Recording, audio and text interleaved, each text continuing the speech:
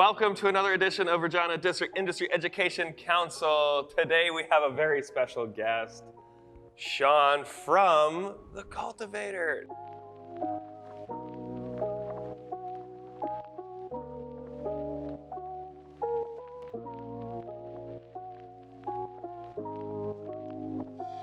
Now, technically you're a venture capitalist though. Right. I need to use that. And when I called him that earlier, the first thing he said, Jeff, it's not that evil. It's not an evil thing. Tell us about, what does a venture capitalist do? So yeah, I'm with Connexus Venture Capital, and we have it's a $32 million fund that focuses on Saskatchewan-based technology companies. Really all we do is we find great entrepreneurs building exciting technology companies that we think can become global leaders. And we give them capital where they're able to essentially fuel their business. They can accelerate product and development, hiring, marketing and sales. And our view is that if we're able to bet on these companies, the hope is that they can reach an IPO or be acquired in the future. And that's what drives returns back for all of our investors. So 30-some million, like you say that like it's just, well, here's my budget. Right. Like, yeah. Like, that's really cool. And just so everyone knows too, like that money's being put into Saskatchewan companies. Like it's companies in our backyard or even here at the Cultivator, right? Yeah, absolutely. We just recently invested in our first Cultivator company. The focus of the fund is to invest in Saskatchewan technology companies. We made a couple small investments outside of Saskatchewan where we think it can still drive returns for our investors. But our belief, and really the entire foundation for what built the fund, was that Connexus Credit Union and Eric Dillon and the board at Connexus realized that there's a huge opportunity to create a technology ecosystem here. That spawned Cultivator, it built up this fund as well. And really, if you looked around at the time, we created globally successful technology companies, the likes of Vendasta, GasBuddy, Solido, IQ Metrics. This was a space where we'd shown that our founders were exceptional and can create world-class companies, but we were securing less than 0.5% of all the venture capital deployed in Canada. So the ideal scenario here was, how do we start a fund that's profit-driven? Like, we want to make Connexus and all of our other investors, a lot of people in the Regina community here who've invested in the fund, make them money and prove that you can do that by betting on our own founders. And that was really the idea behind the fund, and so far it's really proving to be successful. I love it. It's, and being a big fan of Connexus too, to me it's a company putting their money where their mouth is, or Totally. Where their community is, really. Absolutely. So let's talk more about the venture capital industry. How did you get involved in that? Yeah, so there's really a few different ways you can get into venture capital. One is you find a way out of school to get in as an analyst and you kind of work your way up. And the other path that I went through is you come from the operator side. So my background, initially was in finance, but before this, I'd spent about 4.5 years building and scaling and then exiting a fintech company. By operating, you mean actually like working in a company, Getting right? in the trenches with a shovel and learning how to build a company. Because everyone thinks that my job or our team's job is essentially to go around and hunt for deals and find ways to invest. And that's a portion of it. But most of what I do is working with the founders that we've invested in. It's very difficult to do that if you haven't been in the trenches there in companies like that before. So it's not Wolf of Wall Street where you're in front of a crowd yelling at everyone and everyone's going crazy. No. It's far less spreadsheets and financial modeling, and far more practical strategizing with companies and working with the founders. So maybe let's talk about a day. And actually, it was funny today when I came in. I was like, "Hey, how was your weekend?" And he kind of rolls his eyes, and it's, "Well, we're looking at a deal right now." And so it was a really cool moment of, this is life. Right. This isn't an 8 to 5 for you. No. It's family day today, so I do apologize because you're Yeah, on no worries. a day off. But I love the attitude that you've been in your career for a while now, and it's Monday morning, and you had this glimmer in your eye of, we're closing a deal right now. It's fun. So I've been working at it, and I can feel that passion or that fire that you kind of had. But again, I want to make sure students know, this isn't an 8 to 5. This is, to me, that it looks like it's a lifestyle for you. It is, and it's, again, when we're not in certain phases of the long hours, I also make sure that I clock out. I got 2 young kids and I want to spend with them too. But as I was saying to you earlier, when you're in the space of venture capital, and a lot of jobs are like this, a lot of careers are like this, you can't predict timing of when things are going to be busy. If a great company goes out and starts raising capital, I can't say, "Oh, I'm sorry, I'm busy that week.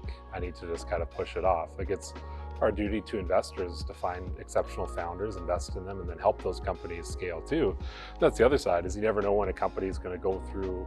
We've had multiple acquisition offers for companies this year, and that means getting into working with the founders and helping them understand, do we want to sell our company, or do we want to keep building this rocket ship, and trying to go through the pros and cons of that. So the timing of it is something that's always entirely out of your control. So it is incumbent on you to, one, you got to be able to keep up. But the flip side of that is you also have to know when to unplug. And that's an area that's critically important in any sort of industry like this, is when do you find that time to kind of refill your cup, spend with the family, take off in non-COVID times to vacations and things like that. I do follow you on Instagram, so I do know that family is important to you, which I personally, I'm like, as a side note, I'm like, that's kind of cool. Like in my mind, that as a leader in the Regina business community, or Western Canada really, your values will show through. And you can say whatever you want, but it's that's why I appreciate the work ethic on the weekend too, working through the week, because other days, you're right, you're going to go home early. Totally. But to be with your family, I think, is also very important for business. And I think the two fuel each other. I think that being able to get inspiration from my family in the line of work, and being able to unplug with them and things like that is fantastic. And it's something that I think connects us really values as well. Like, we want our employees to make sure that we have lives and we're actively members of the community and things like that too. So for sure. Okay, so what's a day like? Are you the 5 a.m. club? Are you going for a run before I even get out of bed? So I'm up early. I'm not going for runs. I should be, but yeah, like the one piece that I really enjoy about starting the day early is it gives you a huge block of time to get work done uninterrupted. I find that as the day starts picking up, particularly as our portfolio has grown, like, I will always be extremely quick to respond to our portfolio founders. And now we just have a bigger portfolio, and there's a lot of stuff going on. Like, these COVID times have accelerated technology adoption at a rate that no one's ever really seen before. So it just means that usually by about noon, my plan for the day has gone out the window. So if I can get more done before 9 a.m. than anyone else, I can get significant strides forward. So I know it's not for everyone. It's coming from the tech space, I can tell you that we had our some of the highest value employees and some of the hardest working people I've ever been around did stroll in at 10 o'clock in the morning, in the tech company. So I have seen every different iteration of what allows someone to be optimized. I've seen someone work 80 hours a week and fall apart and it not work at all. And I've seen someone work 30 hours a week and add more value than everyone else in the company. So I think that everyone finds their own groove for what optimizes them. Because it's not about when you start or how many hours you put in or anything else. It's about what the output is. What value are you creating and contributing? And I think that's an area that it just takes, what I would say if it's going out to high school students, you don't figure it out in the first year in college. You don't figure it out the first year when you're out. Like, test different things out. You'll figure out kind of what the right path is. And like I said, I've seen everything be effective. Were you always the morning worker, or did that change over time? That changed.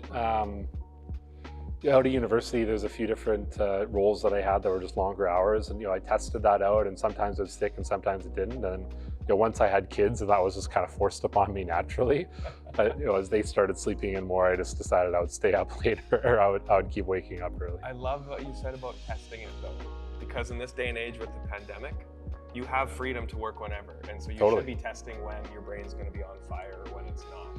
That's a really good point. And how you can optimize what makes you most effective. Like, what's been interesting to watch in terms of how the pandemic has impacted work-life balance is there's certain people who have work-life integration naturally, and I think I'm one of them, where I can kind of easily go in from family mode to work mode, and the hours can be very fluid and integrated throughout the day. And it doesn't mean I work any harder than anyone else who want work-life separation. It just means that I can go from one to the other a little bit more fluidly. People like us, I think, have embraced some of the new working environments that have come out of COVID more easily. Whereas other people who like work-life separation, who need the ability to go to the office when they're home unplugged, I've seen huge challenges that come with that as well. So I think that what COVID's allowed people to do is hopefully do the testing and figure out, what type of person am I? Like, do I want integration throughout the day where kind of hours blend together, but I also know that in the period of 9 to 5, I probably spend less time working than the person who has the separation because I like unplugging throughout the day. It's been fascinating with friends and colleagues just kind of talking through that and seeing what some people enjoy and others don't. Isn't it Cool. it's a Mark Andreessen book, isn't it? What you do is who you are. Right. It may not be him. But either way, it's the idea of you can try to separate it out, Right. but you're not going to change the type of person you are. And so I like the idea of embracing it.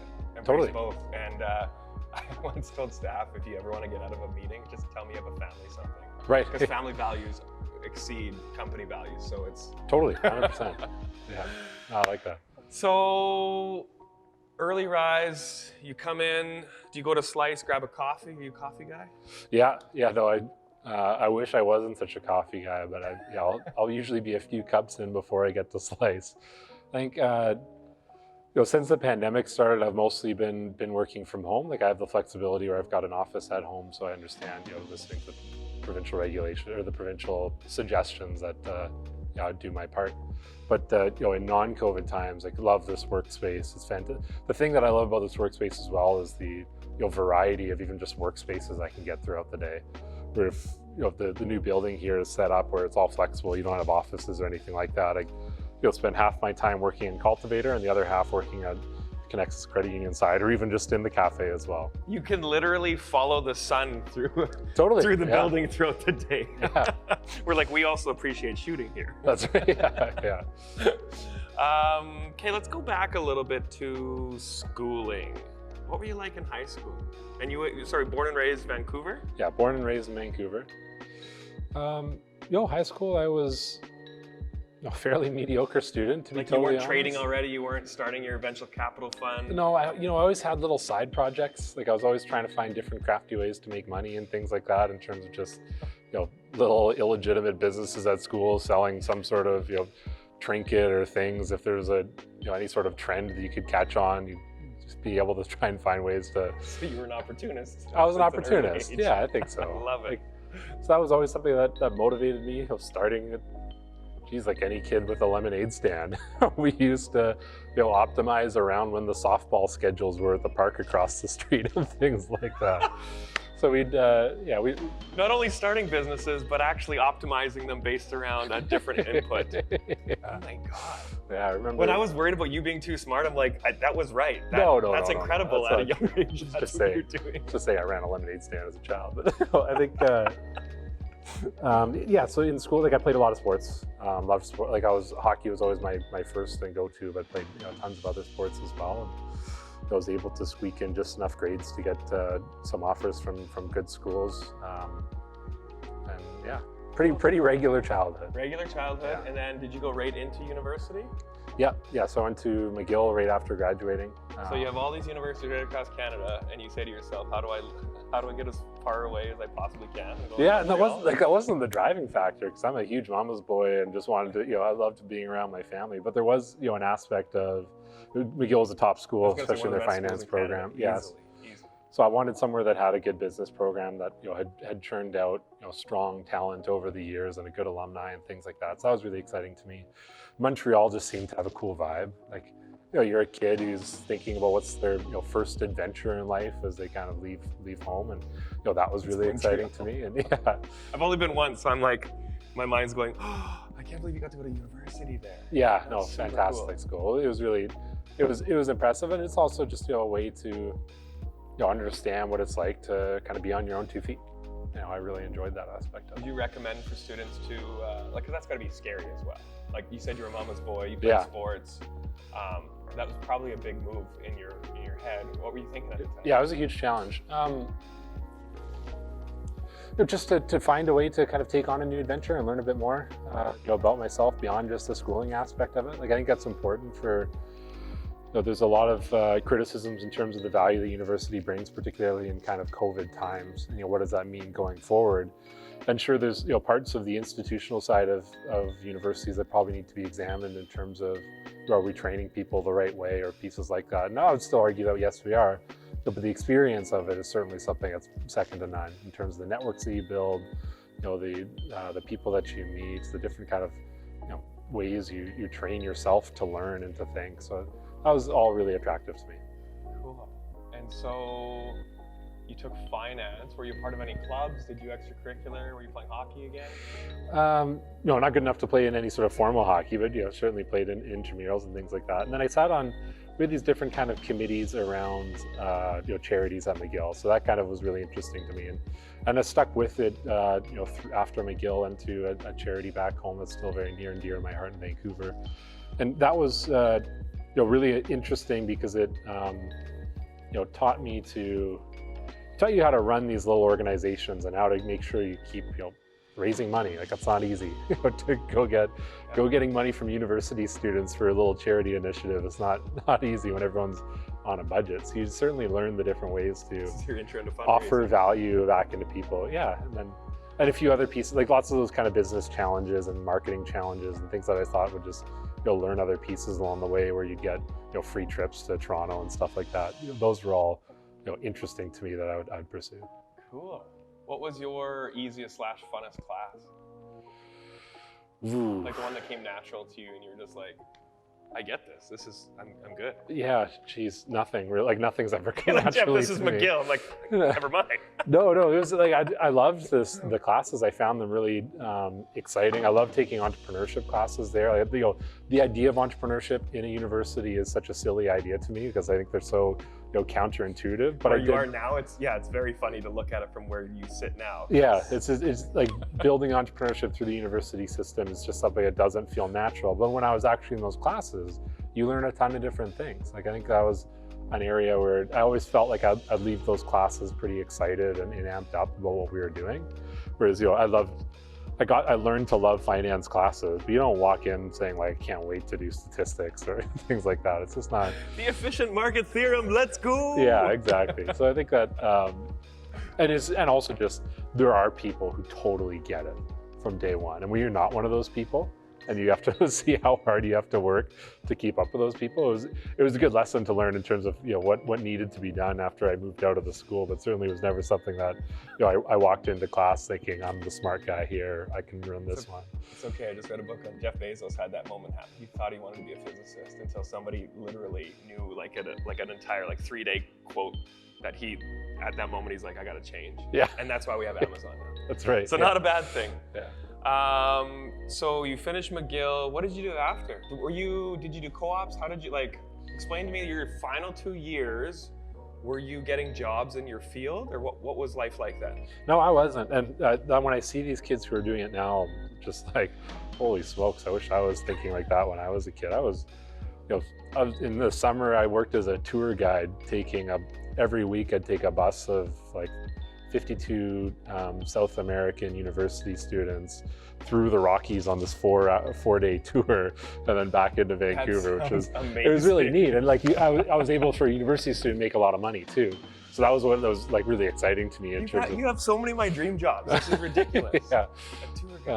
So when I graduated university, it certainly didn't have the foundation of co-ops and things like that, which I really wish that I'd done, because as I was graduating, I had a bunch of really interesting offers in finance out of Toronto. Like I mentioned, I was a mama's boy who missed his family and wanted to go home. And I learned quickly that Vancouver was very different in terms of how you get jobs, how you enter the market. It wasn't as simple as kind of what's your GPA and here's the routine of how we hire, like it was for a lot of investment banks, consulting companies, and things like that in Toronto. So I ended up in this really niche industry called surety, which was essentially, it's a small product in the insurance space that financially guarantees construction projects. So really, really odd space to begin in, but one that was fascinating, that I enjoyed, because it taught me a lot of the fundamentals around accounting that I was graduated university that were relatively weak for me, and kind of gave me a few different opportunities that I followed the construction space on the finance side for several years. You said you were CFO of that company? No, so that was for this company called Jevco, which was then acquired by Intact Insurance. Moved on a little bit later into a company called Centurion Contracting. That was a construction company in BC and Alberta that I sat as a CFO on, and fascinating role as well to kind of shepherd a really quick growing construction company, and find different paths for us to deploy our capital as we started to build up this kind of cash flow machine. That was just out of university. Yeah, it was a few years after. Like at that point in time, we'd had our first kid, and yeah, certainly we're looking for opportunities where I could grow my career really quickly to provide for. I got married and had kids really young, so we needed to find ways to make sure that we were providing for them. I feel like you're not afraid to put yourself in, call it outside your comfort zone in a way to make yourself learn fast. Yeah, The Vancouver to McGill move was to me a smart move to fast track something. Right. And now it looks like in the real world you're doing the exact same thing again. You're trying to fast track. Yeah, and I think that's so important for kids these days who are looking at what they want to do for their next steps. I just think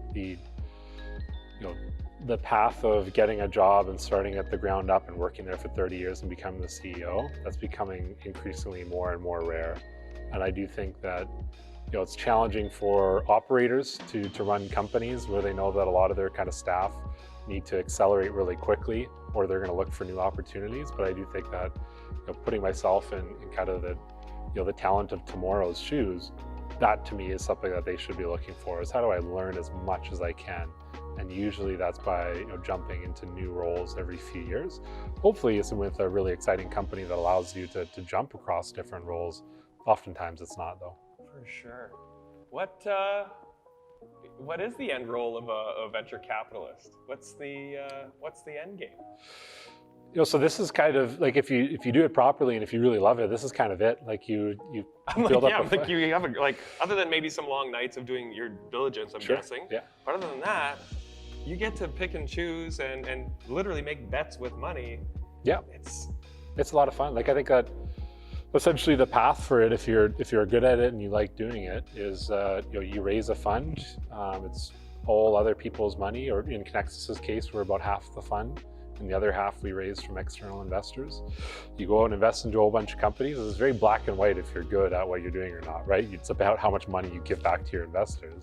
If you give them back a lot more money than they gave you, they'll give you more for the next fund. If you don't, then you got to go find a new career. Like it's almost like a self-fulfilling prophecy. If you're good at it, you get to keep doing it. Yeah. If you're bad at it, then you're out looking for new jobs. I think that it's early days still for our fund to kind of show where we're at, but we ended the year performing in kind of the top 25% of VC funds when benchmarked against US funds, and certainly we're proving that we're pretty good at what we're doing, but more importantly, we're just betting on a really great ecosystem in Saskatchewan technology. Cool. Well, I was going to say, what do you blame that success on? Obviously, the ecosystem, what Cultivator and what yourself, Mr. Dillon has done. What else is it though? Is there a secret sauce here? In terms of the success of our fund so far? Yeah. What's? I think that we've got great processes, great team, great presence. I do think there's a big element of all boats float with the rising tide, and Saskatchewan technology's ecosystem is really taking off. So I think the foresight of Connexus to be taking on an initiative like this really deserves a lot of credit, because we've got such quality opportunities in terms of companies we've invested in, even companies we haven't invested in that are now going off and they're going to prove us wrong over the next few years. And I'm going to cheer just as loud for those ones that I do our own. I think, the movement of the ecosystem is going to really be exciting in terms of what it does for returns, because we're seeing so many companies find success. And then I do think, my background from the operating side, it allows us to really accelerate some of the learnings of our founders who haven't quite done it before. A big piece is if you can minimize some of the mistakes that I've made in the past, you can certainly allow them to do more with the money they have in the bank. Is it rare to be a venture capitalist that was a practitioner at one point? Or is that... No, you keep mentioning it, so I'm like, this has got to be one of the reasons why you're successful in it too, though, is because you've learned, you basically cut your teeth for the first how many years? Yeah, you can see both sides be really successful. It's either, people can work with founders, they invest in founders, they can work with them because they understand, the tactics that need to be done, and more importantly, the emotional journey of running a startup. Everyone sees that graph where it's what it looks like, and it looks like a nice kind of clean line, and what it actually is this roller coaster. It goes up and down, and you've experienced this as running a business as well. The piece of those graphs always miss out is even the roller coaster line that goes up and down as it progresses up and to the right always kind of stays above the starting line, and that's not true. When you're actually in the business, there's times where it's oh my God, I wish I could go back to just having never started this and being just at that baseline start. So I think that all those pieces really help, and that's a key factor for a lot of good venture capitalists. The other side of that's also true though. Some of the best VCs I've ever worked with are people who have essentially been venture capitalists since day one, or they came from some other walk of life into venture capital as outside of technology companies. And there it's just being able to leverage your experience and go through pattern matching to see different trends that are happening. A good example of that is a guy named Neil Dempsey, who we sit on the board together of Coconut Software. We've invested into Safety Tech and Salon Scale together. Brilliant guy in San Francisco. Is the first investment he ever really advocated for with his VC fund was Starbucks way back in the day, and now he's had just dozens a little of coffee company. Exactly, guys. yeah, dozens of successes since then. And I look at him as someone who wasn't from the tech space and what he's been able to build, or from the venture, or from building companies at the time. That just immediately I see there's just different paths to be successful here. And if someone can essentially set the bar as what the great VCs of his generation are, which Neil truly is, I think it's a good reminder that when we are looking at building and growing our team, that there's every different walk of life can really find ways to contribute. It's about who do we think will be the right fit. For sure. Now I don't think we covered enough from university. You graduate, finance degree. What was your first job? Yeah, so the first job was in this surety space. Essentially, I spent all day looking at the financial viability of construction companies, and they would take on mostly government contracts. And we'd have to essentially say, yes, we'll guarantee this. And if they failed, then we would have to come in and essentially pay for the rest of the project to be completed. So what was fascinating about that job, and really kind of opened my eyes to, it's not necessarily about the jobs that you have, but about if you're going to join a company, it's about the bosses that you start aligning yourselves to. And there, I had a fantastic boss who brought me out to meet with these owners of companies of all varying sizes, where I was able to, do all the work on my own, and then come to him with a recommendation and have him, essentially approve or send me back to look at a few different things. And it really, catapulted my career, not because I was in this industry that was taking off or an industry that was even that cool, but I was in a space where I had a boss that trusted me to be in front of, essentially who our customers were, to interact with. A lot of our business came through insurance brokers or surety bond brokers, and to be talking directly with them and pieces like that. And so I think that, what I learned there, I was very fortunate, and I certainly, took that into all future jobs, was, where am I going to find a boss that's going to really prioritize my development? Prioritize, give me opportunities to prove myself. And that was unbelievable in terms of what it allowed me to do to get forward.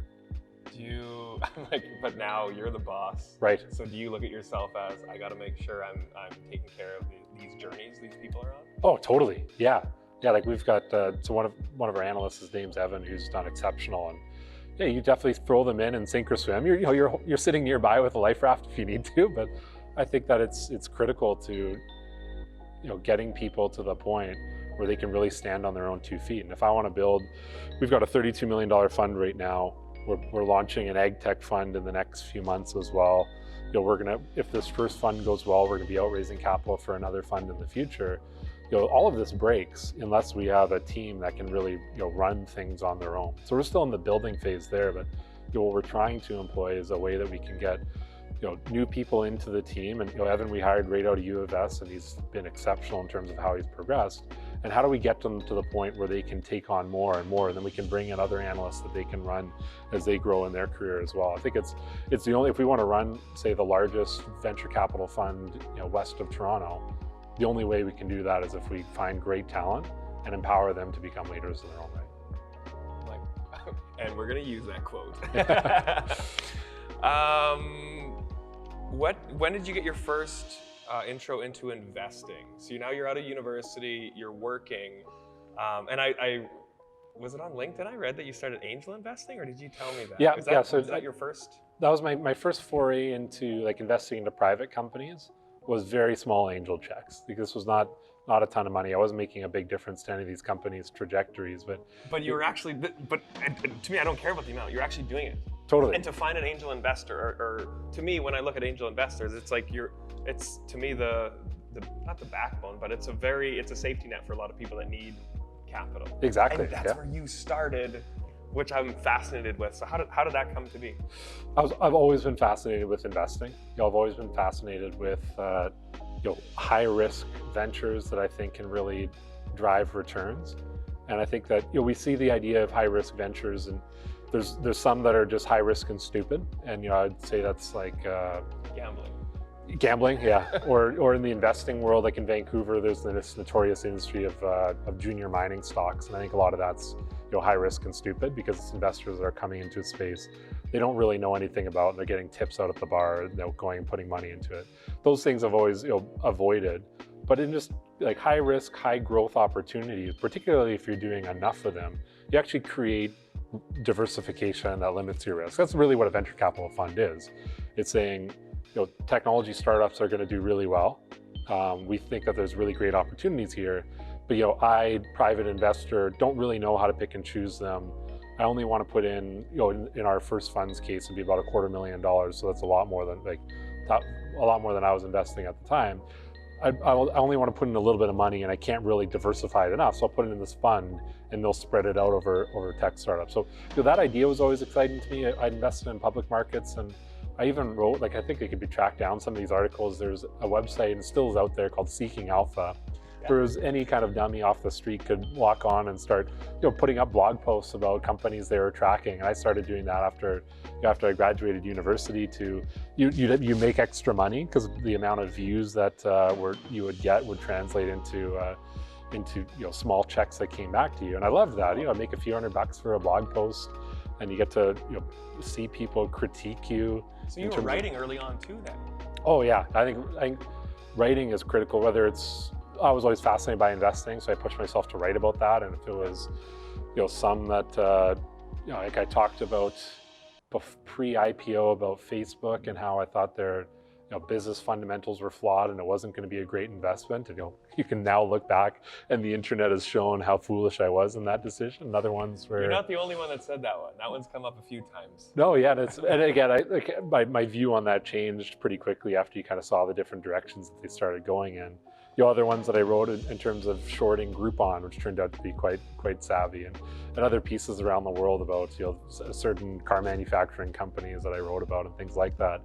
What was interesting about that is, when I was doing a bit of investing at the time, again, we're not talking about very much money, and when you look at all the different opportunities you have for kind of free trading accounts today, if people want to put a little bit of money into kind of specific companies, I think it makes you think critically. But regardless of whatever it is that you're passionate about, I think every person should be writing at least once a month and putting it out to the public. So if it's writing about investing, if that's interesting to you, I'm a huge hockey nut, like when it comes to Vancouver Canucks, and tracking their prospects through the systems, and I read all these different blog posts about those types of things. So whatever it is that people are passionate about, right now I'm extremely passionate about the Saskatchewan tech ecosystem, and I write quite a bit about that. I do think it's important for people to continue just putting together, narratives that the rest of the world can read. It allows you, one of the big things that is required in any industry if you want to be successful is it's not just about finding, what the right decision is, but being able to articulate it in a way that convinces people that it's the right decision as well. It's critical in any industry you want to take on. And I think that, the younger people are when they start writing, whether it's blog posts or otherwise, I think they should always look at trying to do it, because it'll make them better at helping essentially get people on their side and convince them of the decision they've come up with. For sure. Back to one of the things you said earlier about generally when you see the graph going up to the right, you talked about it going way down at times. Did you have a moment when it got tough, or you went down so far that you almost wanted to give up, or say, you know what, this isn't for me? Did you have a hard moment, and then also, how did you bounce back from that moment? Yeah, so in the early days of Groupland, which then became Grow Technologies as we pivoted the business, so when I left, I left a career that was doing quite well. I was making lots of money, to be totally frank. I joined a startup where that was all gone. So I think in terms of what you wanted to see in terms of the traction that was building, the first year was thrilling, right? You're in this spot where everyone's kind of on the same boat. you're with a bunch of high performers who have all kind of abandoned different careers to be a part of, this really special journey. And you're trying to take on a way to really build up something that can grow rapidly. We had a few times along the way where that didn't go as planned. And like we raised a bunch of money after early metrics and getting into the minutia of kind of what happens with a lot of these companies. So our first iteration of Groupland was essentially, we believed that we could offer loans online cheaper than banks and credit unions, particularly for people who had credit card debt. So you'd say you're carrying a debt with a credit card at 20% interest rate, we can offer you a loan at 6 or 7%, get that credit card paid off, and then start paying down our loan as quickly as you can as well. And because we had super low cost structure, no like banks or no branches or things like that, we had what we believed were more intelligent credit adjudication using real-time data analytics to understand people outside of just the credit score. There's a bunch of things that we thought were really interesting and made sense. We raised a little bit of money, put this company up into the wild, and got a lot of traction right away. Small numbers. We saw people were coming to us. We could acquire these customers for a lot cheaper than we could, in terms of making revenue off of them, a lot cheaper than it was for the revenue we'd generate. And that led us to then raising a bunch more money. We started putting a bunch more into sales and marketing, and we realized as we were kind of championing, we're the future of banks, like credit unions, banks are doomed, like we're going to be taking over, that the idea of going to a brand that isn't trusted or regulated only appeals to a very small subset of Canadians. And they all found us when we were a 6 or 7 person company. After we raised $10 million and started building this up into a much bigger thing, that same small subset didn't grow. Everyone else, they want to know their bank or credit union is going to be around and they can trust it, that it's like connects us an active member of their community. They see the profits going back in their community. All these different types of things that we hadn't really appreciated at the time, being like a group of tech nerds. Without the big totally, yeah. So there was points there where we realized, holy smokes, we're lighting money on fire. It's not working at all. And at that point in time, we thought, geez, like I can't jump back into my old company. We were burning hundreds of thousands of dollars a month, and certainly we're not looking at any sort of line towards profitability. And we started losing a bit of talent then as well, as people started saying, geez, do I want to go take the job at Amazon or take the job at Facebook in Vancouver? And we were always a place that acquired really strong talent, and they were constantly being approached. And some of the people, particularly those who had kids, started seeing that this wasn't actually on that line up to the right that we thought it was going to be, and they did the smart move and thought, I'm going to actually find something that de-risks what my future is and jump off. Those were some pretty scary times for sure. We ended up recognizing what we were good at, which was building software, and recognizing everything we were bad at, which was running a financial services company, and decided, okay, well, what should we do here? We're really good at building technology. We suck at everything else. And we ended up licensing our software to banks and credit unions and groups around Canada. That was essentially what created the successful company of Grow.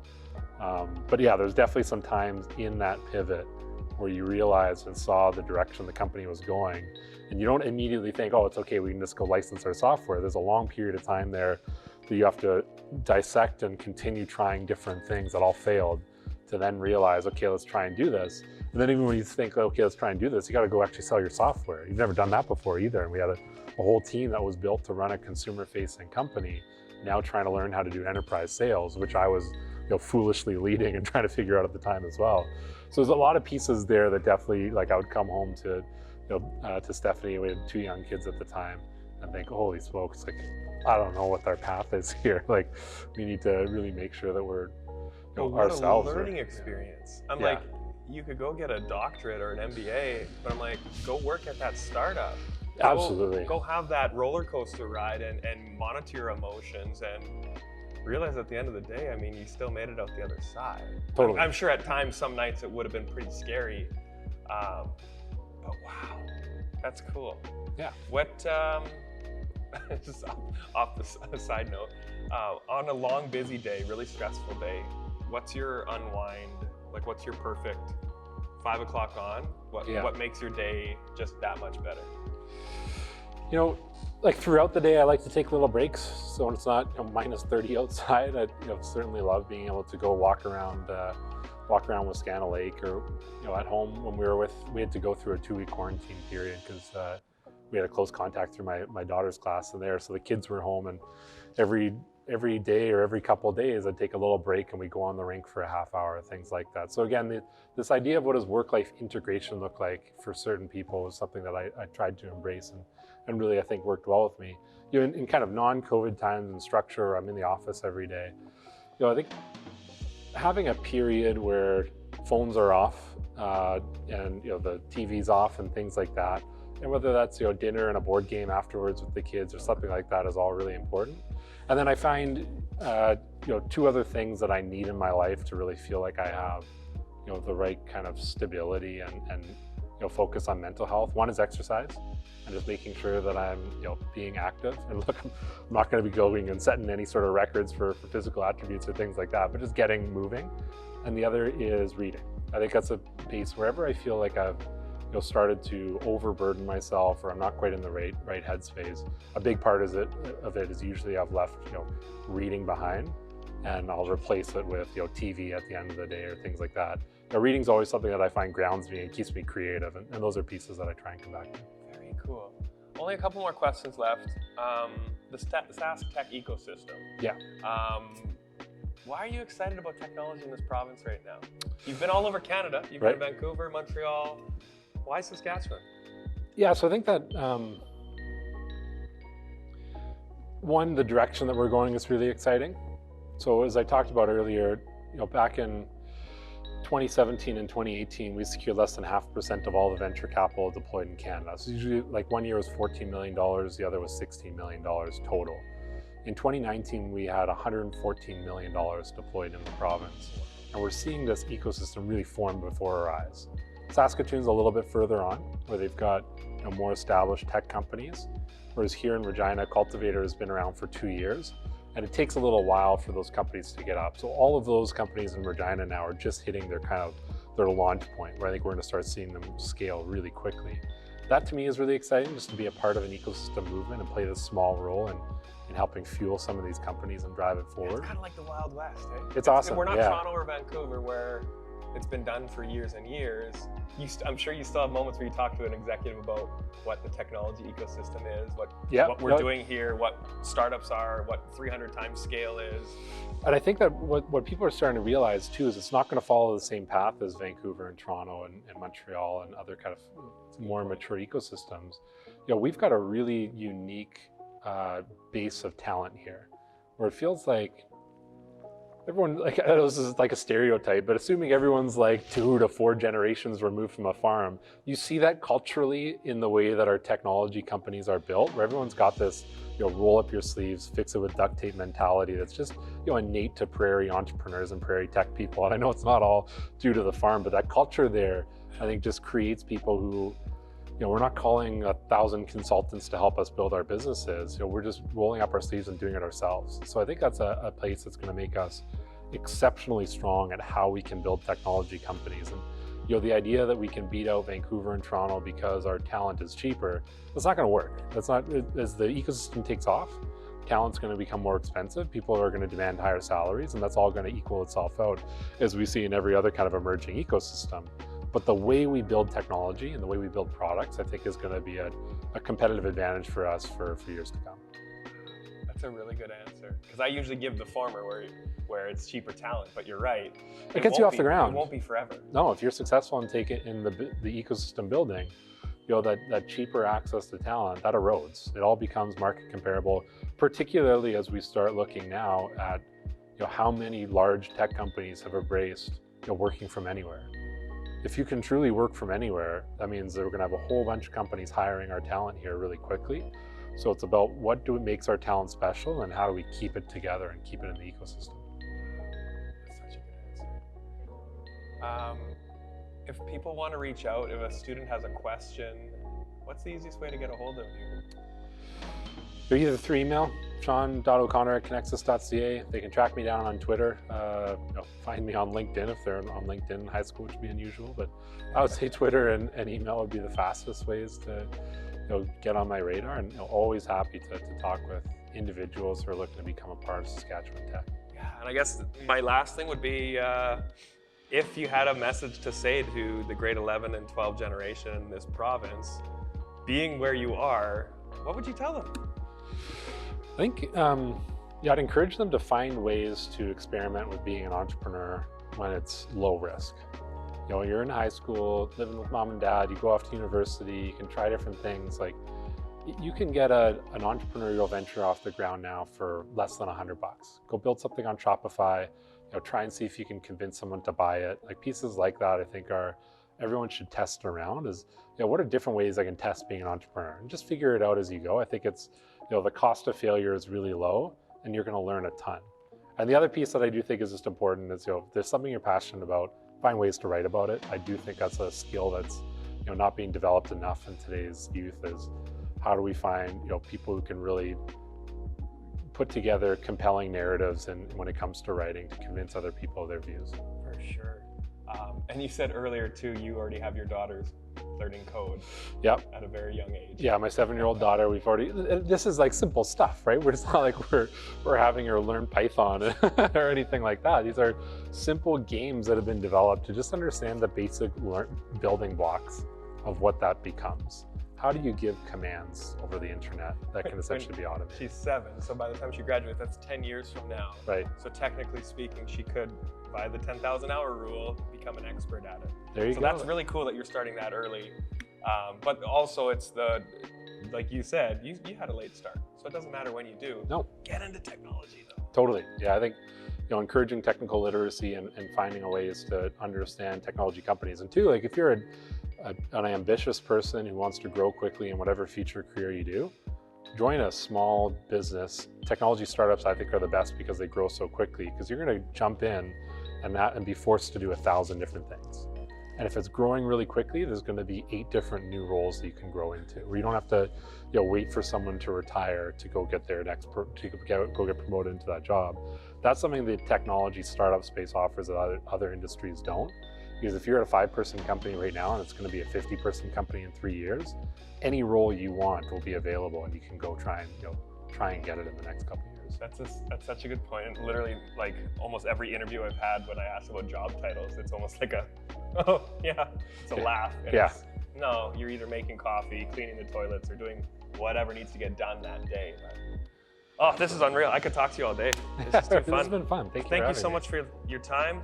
I just, from the rest of us in Saskatchewan, thank you, because I love it. I love to see my province growing. Cool, thank you. No, this is it's exciting to get, you know, time and attention on this growing industry with you know, the future leaders that are going to be joining the space. So I'm thrilled that there's eyeballs coming onto this. For sure. Awesome.